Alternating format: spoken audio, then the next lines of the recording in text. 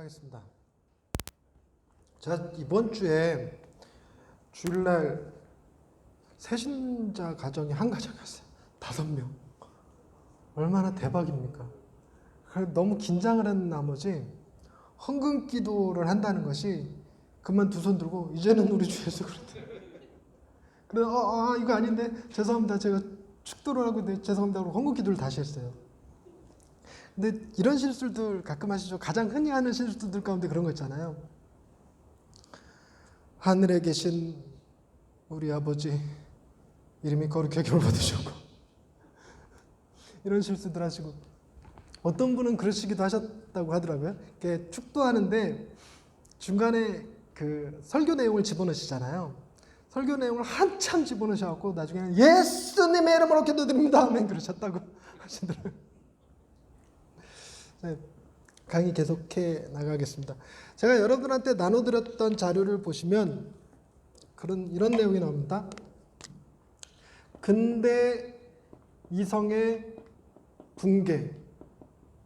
저는 이게 중요한 키워드라고 봅니다. 그러니까 신이 없다라고 주장하는 사람들의 지금 근거가 되는 것이 이성인데 이미 학계에서는 그 이성이 붕괴되었다라고 표현하고 있다는 것입니다. 근대 이성의 붕괴. 이게 가장 대표적인 게 이제 세계대전이 이성의 결과라고 하죠. 그래서 팀켈러가 이 세계대전을 끄집어내서 자꾸 무슨 얘기를 하냐면 종교만의 폭력을 가지고 있는 것은 아니다. 그러니까 종교를 배제하고 이성이 시대를 휘잡아도 여전히 폭력의 문제는 존재할 수밖에 없다. 공산주의권들의 종교를 다 없앤다고 해서 공산주의권에서 폭력이 없는 게 아니죠. 그러니까 인간의 폭력은 내재된 악의 본성에 불과할 뿐이다라고 얘기합니다. 근데 이 문제를 해결하는 방식은 십자가밖에 없다 이런 주장을 하죠. 십자가에서 다른 사람을 억압하지 않는 정의를 세우는 거죠. 그래서 법을 공부할 때 법의 그 기초가 되는 것이 자연에는 없습니다. 자연에는 뭐 약한 자를 때리면 안 돼, 괴롭히면 안 돼 이런 것이 없기 때문에 그러면 법을 세울 때 그 근거를 어디서 세우느냐? 유대교의 정의와 기독교의 사랑에 근거해서 법을 세울 수밖에 없다고 얘기를 합니다. 그런 관점이 이런 겁니다. 여러분 도둑질하면 안 됩니다. 당연히 안 되죠. 근데 정의가 거기에서 끝나면 안 됩니다. 도둑질하는 사람들은 감옥 가야 돼. 장발장 너 빵 훔쳐먹었으니까 넌 감옥 가야 돼 하는 형태로 법이 세워지면 안 됩니다. 그러니까 법은 어디까지 가야 되냐면 왜 빵을 훔칠 수밖에 없는 상황인지까지 들여다봐야죠. 그래서 그 사람이 어떤 상태인지 배고팠는지 어떤 문제가 있었던 건지 또 봐야 되고 그리고 더 나아가서 그런 사회를 변혁시켜야죠. 그런 사회를 변혁시켜야 되는데 그런 것을 도대체 유물론적 관점에서 어떻게 찾아낼 수 있겠냐는 것입니다. 그러니까 자연스럽게 어디로 갈 수밖에 없냐면 종교로 갈 수밖에 없는 것이고 그 종교 다양한 세상의 여러 종교들 가운데서도 십자가에만 정의의 기초가 바로 세워져 있다. 이게 팀켈러의 주장입니다. 근데 이성의 붕괴가 참 재밌습니다. 저 이런 거에 관심이 많아서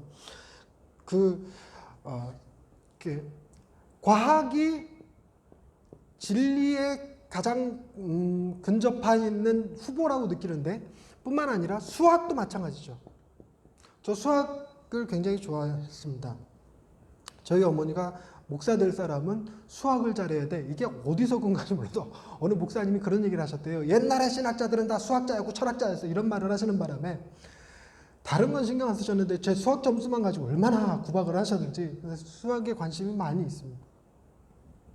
근데 수학이 저는 이거 진리 같거든요. 1 더하기 1은 2죠. 이건 명백합니다. 그런데 괴델의 불안정성이라고 하는 게 있대요. 괴델이라는 사람이 얘기했다는 불안정성. 이게 뭐냐면 1 더하기 1이 2가 되는 세상이 존재해서 이 세상 안에서의 수학이 근거한다는 겁니다. 1 더하기 1이 2인 세상에서만. 근데 문제는 우리가 수학적으로 뭘 입증해낼 수가 없냐면 이 세상이 옳은지는 입증할 수 없다는 겁니다.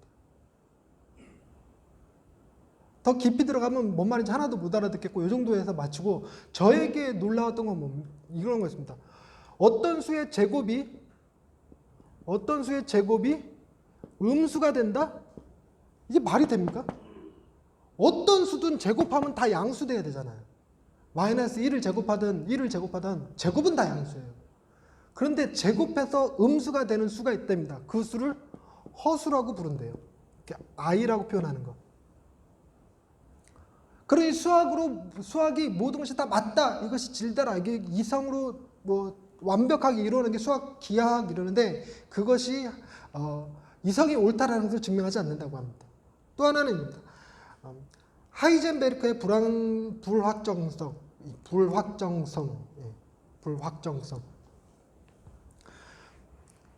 그 양자역학 맞나요? 양자역학?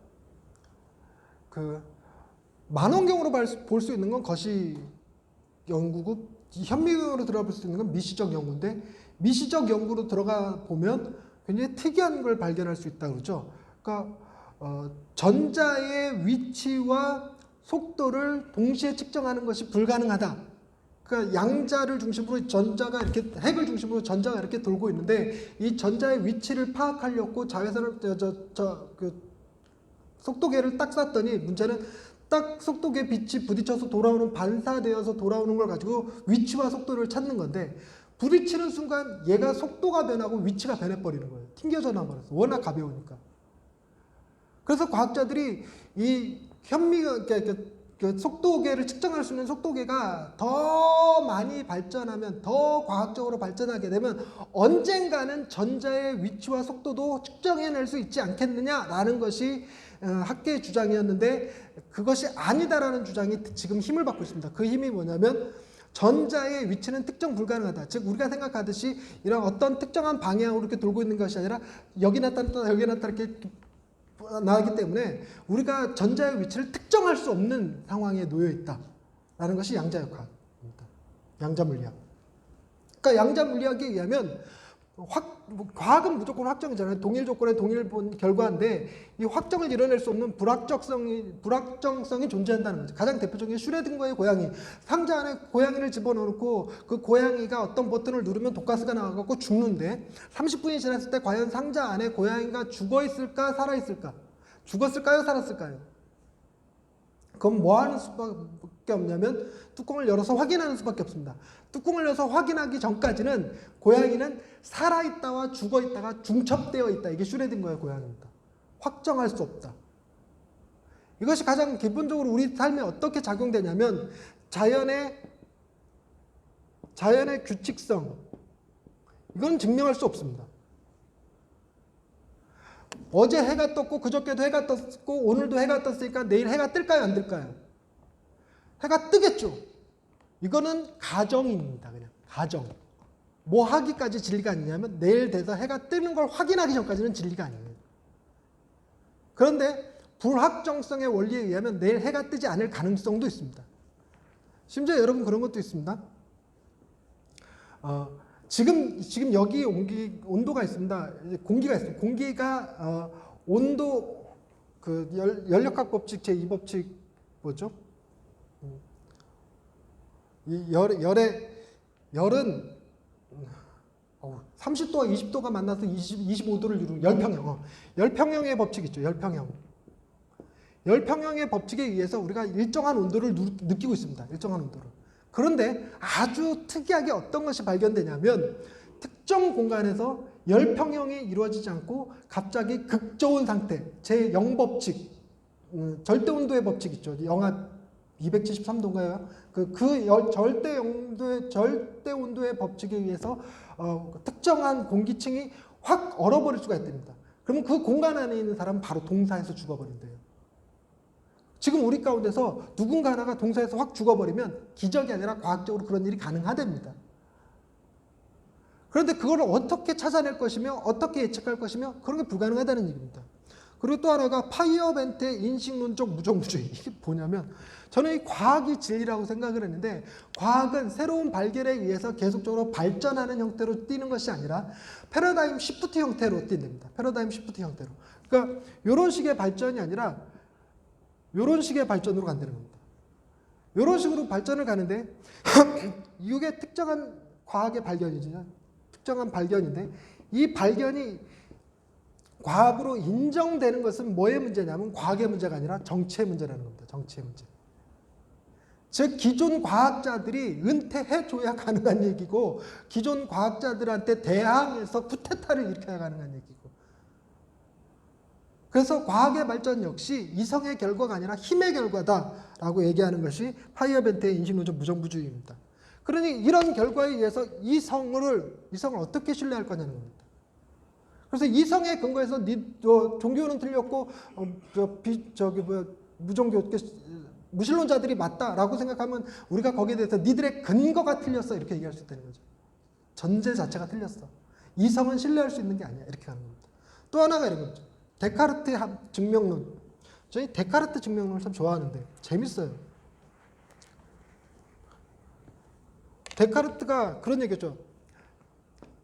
부정할 수 없는 절대 진리를 찾는 방법. 그것은 끊임없이 회의해보면, 의심해보면 된다. 의심해보면. 끊임없이 의심해봐서 도저히 의심할 수 없는, 더 이상 부정할 수 없는 지경에 이르렀을 때 비로소 진리의 단초가 발견된다. 그럼 그 진리의 단초에 의해서 진리를 쌓아나가야 된다. 이렇게 주장하는 것이 이제 데카르트의 증명론인데, 데카르트가 수학도 부정했고 과학도 부정했고 다 부정할 수 있더랍니다. 약간의 억지를 조금 더 덧붙여서 다 부정할 수 있는데 뭐는 부정할 수 없었냐면 지금 의심하고 있는 생각하고 있는 자기 자신을 부정을 못하겠다는 거죠. 나는 생각하고 있는 나는 그냥 존재하고 있는 거 아니야? 이걸 어떻게 부정해? 이걸 도저히 부정할 수 없어. 그래서 했던 말이 나는 생각한다 고로 나는 존재한다라는 말이었습니다. 나중에 고로라는 말이 빠지고 나는 생각한다 나는 존재한다 이렇게 표현했다고 하는데 이 데카르트가 오늘날 현대사회를 보면 참 기가 막힐 거예요. 나는 노름한다. 고로 나는 존재한다. 나는 쇼핑한다. 고로 나는 존재한다. 우리 아들 나는 게임한다. 고로 나는 존재한다. 이렇게도 다 바꿔버리는 거예요. 그런데 이 의심의 문제로 나는 생각한다. 고로 나는 존재한다라는 것으로 나를 증명했다고 생각합니다. 데카르트가. 근데 문제는 자기 자신만을 증명하는 것으로 끝나는 것이 아니라 신을 어떻게 증명할 것이냐 이랬다는 겁니다. 이게 되게 다소 충격적이었어요. 데카르트가 이성의 대표적인 철학자인데 이성의 대표적인 철학자가 신을 부정하지 않고 시작하고 있어요. 지금 신을 인정하고 있잖아요. 신을 인정하고 뭐 하고 있는 거냐면 그 신을 그러면 어떻게 증명할 거냐로 가고 있는 거거든요. 근데 데카르트가 생각해낸 건 뭐냐면 완전함에 대한 개념이었습니다. 완전함. 데카르트가 쓰는 표현이 이런 거예요. 길을 가다가 밤나무 밑에 밤이 땅에 떨어져 있었는데 떨어진 밤의 모양이 마방진의 형태를 띠고 있었다. 이 마방진이 정확하게 제 개념이 잘 안 그려지는데 뭐 선과 원의 뭐 일정한 규칙에 의해서 그려지는 것을 마방진이라고 한다는데 그 마방진의 모양으로 밤이 놓여져 있으면 우연적으로 저 나무에서 떨어져서 그런 형태를 띄었다고 생각하는 게 이성적인 겁니까? 아니면 누군가가 개입해서 그걸 그렇게 갖다 모양을 만들어놨다고 생각하는 게 이성적입니까? 그 후자가 이성적인 거죠. 그러니까 데카르트가 하는 거예요. 이게 누군가가 규칙성을 가지고 만들어 놨다라고 생각하는 게 이성적이라는 겁니다. 근데 문제는 인간이 불완전하다면 완전함에 대한 생각을 가질 수가 없다라는 겁니다. 반대로 그럼 인간은 완전해질 수 있느냐? 그렇지 않다는 겁니다. 완전한 존재를 우리가 뭐라고 부르냐? 신이라고 부른다는 거죠.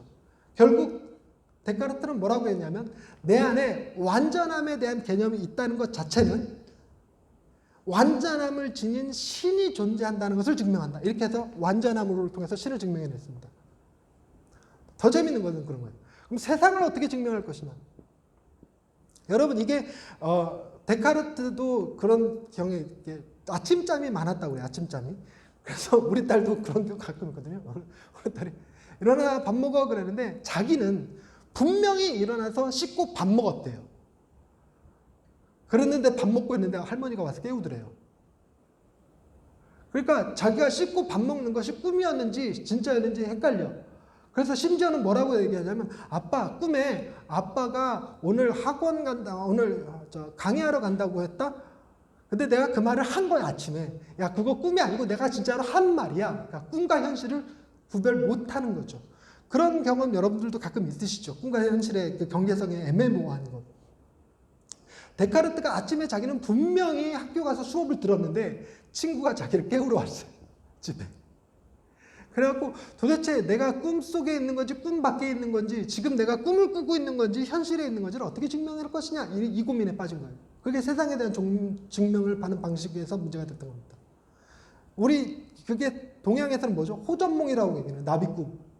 내가 꿈꾸고 있는 나비인지 아니면 나비 꿈을 꾼 인간인지에 대한 명확한 이해가 없다는 거죠. 그게 호전몽이죠.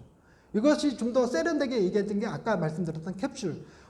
그 캡슐은 약간 변형된 거고 그것이 통 속의 뇌라고 하는 통 속의 뇌라고 불려지는 사고 실험이 있습니다. 철학자들이 만들어낸 건데 통 속의 뇌라는 건 뭐냐면 과학자가 사람의 머리에서 뇌만 끄집어내 갖고 액체가 담긴 통 속에 집어넣고 전기 자극에 의해서 지금 세상을 인식하게 만든 것.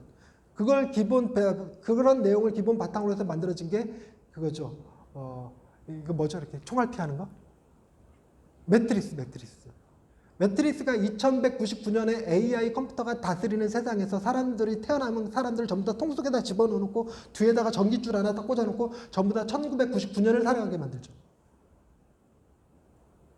그런 내용을 담고 있는 것이 이제 매트릭스인데 매트릭스의 어떤 아이디어 중에 통 속의 뇌라고 하는 건데 이것도 역시 우리가 통 속에 지금 있는 건지 통 속에 뇌로 존재하는 건지 실제로 존재하는 건지 어떻게 알 수 있느냐 하는 거였어요. 근데 데카르트가 얘기할 때는 이것까지 바라보지 못했었던 것 같고 이 세상을 증명하는 방식으로 주로 뭘 얘기했냐면 그때 당시 철학에는 그런 게 있습니다.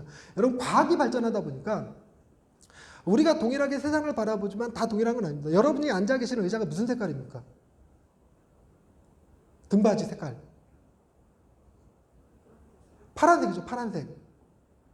파란색. 그런데 제가 지금 보는 파란색하고 여러분들 각자가 보는 파란색이 같은 색이 아닐 가능성이 훨씬 크대요. 무슨 얘기냐면 우리는 사회적 합의에 의해서 내 눈에 이렇게 보이는 색을 파란색이라고 지칭한 겁니다. 실제로 여러분들 눈에는 빨간색으로 보이는데 그것을 사회적 합의에 의해서 뭐라고 여태까지 듣고 살았냐면 파란색이라고 듣고 산 거예요. 그러니까 내 눈에 파랗다라고 보이고 다른 사람들도 파랗다고 얘기하는 사회적 합의를 이룬 것이지 이것이 정확하게 파란 것인지 모른다는 겁니다. 뿐만 아니라 우리가 지금 보고 있는 세상은 칸트에 의하면 그런 겁니다. 우리가 눈으로 보고 있지만 눈으로 바로 인식하는 것이 아니라 눈에 비춰진 피사체가 뇌를 거쳐서 뇌에서 인식의 과정을 거쳐서 다시 우리에게 현실 인식을 주는 것이 사물입니다. 과학에 의하면 지금 인간의 눈은 세상을 어떻게 보고 있냐면 이걸 뒤집어서 보고 있어요. 이걸 뒤집어서 보고 있는 이렇게 들어온 그 이미지를 뇌에서 다시 제대로 돌려서 인식하게끔 바꿔주는 변형 역할을 한답니다. 그래서 우리는 세상을 있는 그대로 보고 있는 게 아니라 뇌가 그려준 이미지를 보고 있는 겁니다. 뇌가 그려준 이미지. 이걸 인문학에서는 어떻게 사용하냐면 여러분 우리가 눈썹을 보십니까? 눈썹이 안 보이시죠? 그런데 이렇게 묘하게 쭉에서 이렇게 보면 또 보이기도 해요. 또 안경 쓰시는 분들 그런 실수하신 적 없나요? 안경을 써고 안경 찾는 실수. 혹은 안경을 안 썼는데 안경 쓴 줄 알고 이렇게 밀다가 눈 찌르신 분 안 계세요? 내 친구는 안경 쓴 채로 세수도 몇 번 했다고 그러더라고요. 안경 안 쓴 줄 알고. 무슨 얘기냐면 우리의 뇌는 반복적으로 계속 똑같은 것이 보이면 이미지에서 지워준답니다. 불편하니까. 그래서 이 안경을 계속 쓰고 있으면 이 안경을 우리가 뇌에서 계속 인식하는 순간 피곤해져서 자연스럽게 뇌에서 안경을 인식하지 못하도록 지워버린대요. 그러니까 지워진 이미지를 보는 겁니다. 그러니까 우리가 세상을 있는 그대로 못 보고 있는 거예요. 못 보고 있는 거. 이런 얘기가 나오던 시절에 데카르트가 세상을 어떻게 증명할 것이냐 그러면 그래서 세상을 증명하는 방식이 데카르트가 절대 진리로 얘기한 게 이거죠. 나는 생각한다. 나는 고로 존재한다. 여기서부터 다 출발하는 겁니다. 여기서 생각나는 내 머릿속에 있는 완전함이 신을 증명했어요. 그럼 여기서 또 나오는 것이 뭐냐면 신은 반드시 성실할 것이다. 성실하신 하는 신이 세상을 가짜로 허위로 꾸며서 보여줄 리가 없다. 그래서 우리가 보고 있는 세상은 실제다 라고 주장하는 게 데카르트의 증명론입니다. 그럼 이런 증명론에 의하면 여러분 보세요. 이 성이 반드시 신이 없다라는 것을 증명하는 수단으로 사용될 수 있는 건 아니라는 겁니다. 그래도 이것도 재밌더라고요. 우리가 지금 코로나로 인해서 참 피곤한 삶을 살고 있습니다. 저는요. 코로나 이전에 3군데 가서 설교를 하고 왔습니다. 인도, 독일, 베트남. 정말 꿈 같은 일이죠. 예. 그래서 세 군데 가서 설교를 하고 왔으니까 저는 세계적인 목사가 됐습니다. 웃어줄 줄 알고 얘기했는데 너무 진지하게 보셔서 죄송합니다. 앞으로 외국 나가서 설교하는 일은 거의 불가능하지 않을까 이런 생각이 들어서 하는 얘기예요. 코로나 때문에. 과연 코로나가 백신이 나온다고 해서 국가 간의 왕래가 정말 목사님들이 가서 설교하고 이러는 것까지 자유롭게 될까? 안 그래도 지금 한국에서 일어나는 코로나의 가장 전파 가능성이 높은 데가 교회인데, 그죠? 인천의 교회, 대전에 지금 꿈꾸는 교회, 계속 교회들마다 이제 계속 확산되고 있는 상황이니까 그래서 이거 코로나 이전에 갔던 거 얼마나 감사하지. 근데 코로나 문제가 뭘 또 조명했냐면 흑사병을 조명했습니다. 여러분, 흑사병은 이때 당시에 과학이 발전하지 못했던 14세기 중엽이니까 1300 몇 년대 얘기니까 이때 흑사병은 신의 진노라고 생각을 했어요. 인간들이 회개하지 않았기 때문에 일어나는 신의 진노다. 그러다 보니까 이 흑사병을 어떻게 다뤄야 되냐면 회개해야 된다라고 하는 성직자들의 주장, 성직자들이 당시에 곧 권력자들이기도 했고요. 그런 주장을 했는데 이 성직자들이 이걸 회개한다고 해서 흑사병이 사라지는 거냐? 그런 건 아니잖아요. 근데 더 큰 문제는 뭐였냐면 성직자들은 회개할 필요가 없다고 생각을 했던 겁니다. 성직자들은 하나님의 진노를 샀을 리가 없어라는 것이요. 그러다 보니까 이 성직자들이 흑사병에 걸린 사람들을 신방을 해줬습니다. 가서 먹을 거를 주고 환자들을 돌봐주고 했습니다. 자기네들은 흑사병 안 걸릴 거라고 생각했던 거죠. 신의 진노에서부터 자유롭다고 생각을 했던 거니까. 그래갖고 이 집에서 신방하고 저 집 가서 신방하고 저 집 가서 신방하면서 흑사병을 누가 퍼뜨렸느냐? 성직자들이 퍼뜨려버린 겁니다. 이게 큰 문제가 돼버렸죠. 그러면서 뭐냐면 종교는 불신하게 되죠. 이 이때 흑사병에 의해서 종교가 불신당하기 시작하면서 지동설이 나오면서 또 기름을 부었죠. 이러면서 점점 종교가 힘을 잃어가게 된 거예요. 근데 특이하게 하나가 이 흑사병에 관련된 것 중에 그런 게 있더라고요. 프랑스가 흑사병의 원인을 뭘로 봤냐면 위생의 문제로 봤답니다. 위생. 그러니까 깨끗하게 청결하게 하면 흑사병도 이길 수 있다라고 생각을 해서 프랑스에서 했던 게 뭐냐면 하수도 사업을 한 겁니다. 하수도가 처음 나온 게 프랑스 파리래요. 그래서 그전에는 귀족들은 이렇게 굽이 높은 신발, 남학신 같은 걸 신고 다녔답니다. 길에 오물이 많았답니다. 하수도가 없어서. 근데 프랑스 파리에서 하수구를 설치하면서 프랑스가 깨끗해지기 시작하니까 흑사병의 위험으로부터 안전하다고 여겨진 많은 사람들이, 예술가들이 프랑스로 넘어와서 프랑스에서 예술 활동을 하기 시작해갖고 프랑스가 르네상스의 토대를 만들었다고 표현하기도 하더라고요. 그런데 정작 흑사병은 무엇이 해결했냐면 백신이 해결했죠. 백신. 농담조로 여러분, 스님들은 이 코로나에 안 걸리신대잖아요. 우리 목사님들은 걸리는데. 근데 왜 스님들은 코로나에 안 걸리느냐? 그분들은 백신을 가지고 있기 때문에 하얀 뭐라고 그럽니까? 고무신.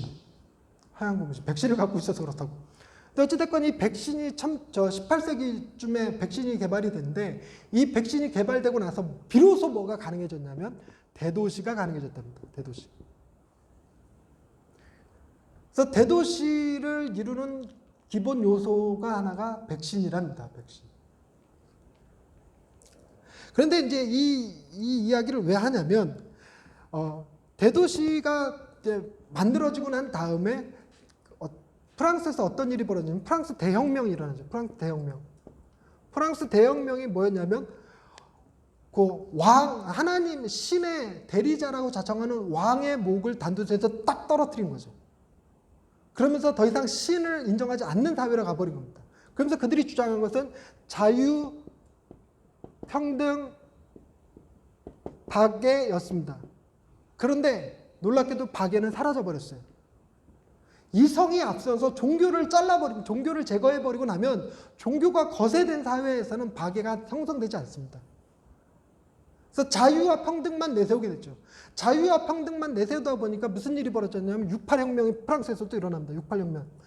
1968년도에 일어났던 그 68혁명. 그게 뭐냐면 보도블록을 들추어라, 자유가 나타날 것이다. 여성의 성물 문제를 해방하라 이러면서 뭐 더 이상 우리에게 이성을 강조하지 말라. 우리에게 더 이상 뭐 정조를 강조하지 말라. 뭐.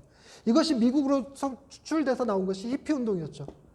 근데 골 때리게 우리나라는 이 시기가 무엇을 이런 정신을 수입할 만한 형태가 아니어서 전후 복구 세대, 복과 먹고 살기 바쁜 세대였기 때문에. 그래서 우리나라는 이게 좀 뒤늦게 도착했고 오늘날의 포스트 모더니즘이 됐습니다.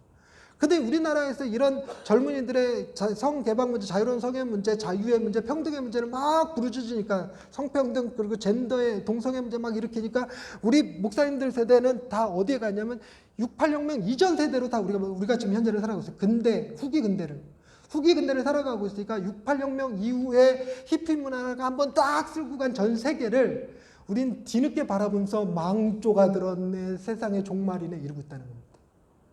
근데 그건 둘째치고 그러면 얘들이 말한 히피와 68혁명과 이후에 나온 포스트 모더니즘은 맞는 것이냐? 포스트 모더니즘은 반이성을 추구합니다. 반이성. 이것 자체가 그러면 결국적으로 이성이 모든 것을 해결할 수 있다고 말할 수 없다라는 거니까.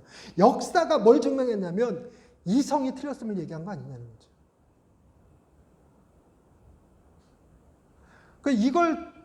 이걸 들이딱 까면 그 사람들로 하여금 논쟁, 토론이 가능하다는 거죠. 근데 이런 게 취약한 무신론자들은 그래서 뭐 하냐면 조롱과 비아냥을 자신들의 가장 최고의 무기로 내세웁니다. 신이 있기는 개뿔 이런 식으로 차라리 내 주먹이나 믿어 이렇게. 그래서 팀켈러는 우리가 보다 더 예의 있고 매너 있게 대화를 하다 보면 결론은 어디로 갈 수밖에 없느냐? 신이 존재한다는 세상이 옳다라고밖에 말 못한다는 겁니다. 그래서 팀켈러가 하는 건 뭐냐면 이 전제를 흔드는 일을 한다라고 얘기를 하는데 이게 저는 조금 동의가 잘 안 되더라고요. 제가 코넬리우스 반틸의 책을 공부하고 팀켈러의 변증을 들여다보면 묘하게 달라요. 달라. 코넬리우스 반틸은 증거를 사용하지 않습니다. 전혀. 이 증거는 얼마든지 반박 가능하기 때문에 증거를 내세우지 않아요.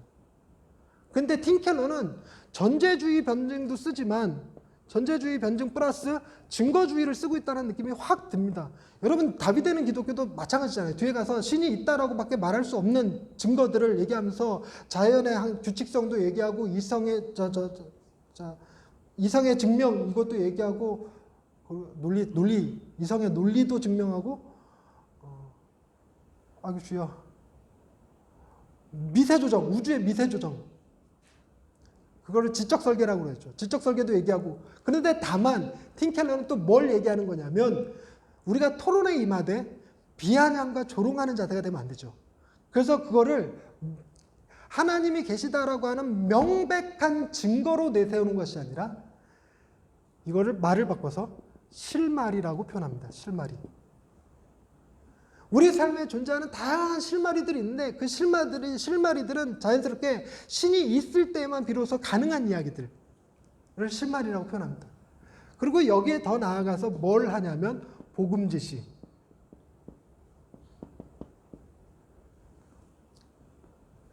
그래서 그 청중을 위로하고 그들에게 복음으로 대안을 제시하고 복음을 초대하는 것까지. 이게 팀켈러의 변증하기까지는 위대함이라는 겁니다.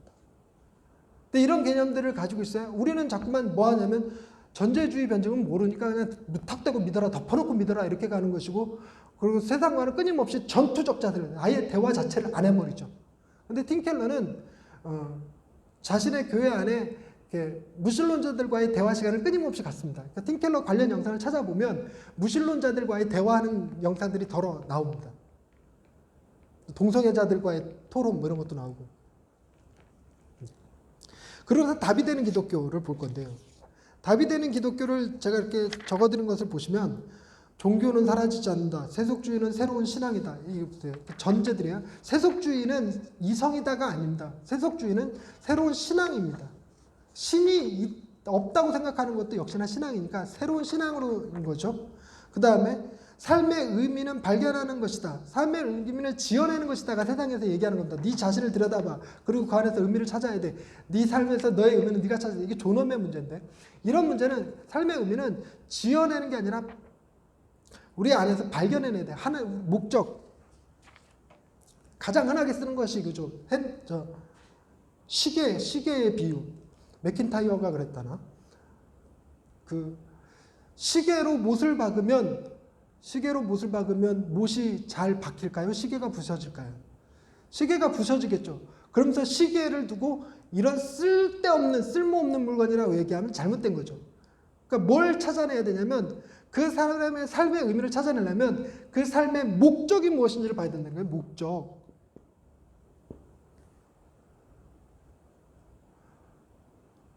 이 시계가 가치를 주려면 그걸로 시간을 확인해야지. 시간 확인할 때 시간이 잘 맞으면 좋은 시계, 잘 안 맞으면 나쁜 시계지. 그걸로 못질할 때 못이 잘 안 박히니까 나쁜 시계라고 얘기한다는 거는 얘기 자체가 잘못됐다는 거죠.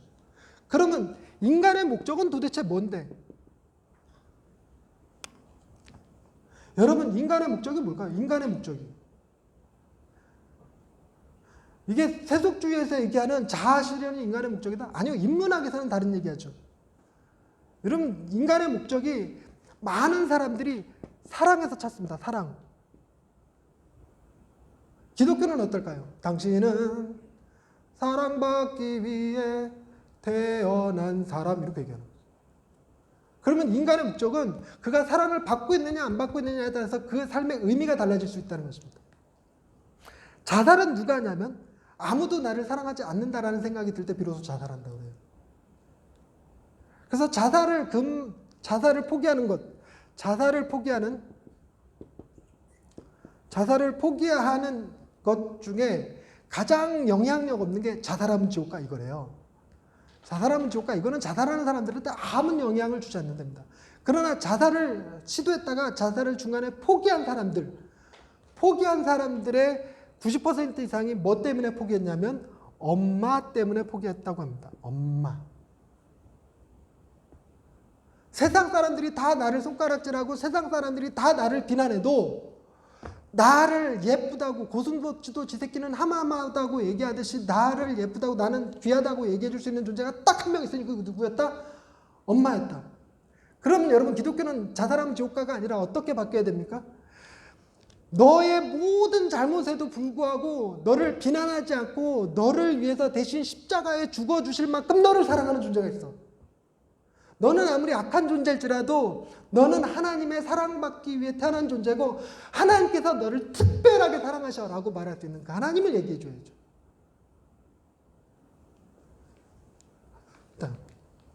사랑의 질서가 회복되면 만족이 커진다. 그 비유로 든 게 그거더라고요. 어머니가 아끼는 의자. 어머니에 대한, 어머니가 아끼는 의자가 아닌데, 핸드폰. 여러분, 핸드폰은 귀한 겁니까? 안 귀한 겁니까? 저 핸드폰 귀해요, 이거.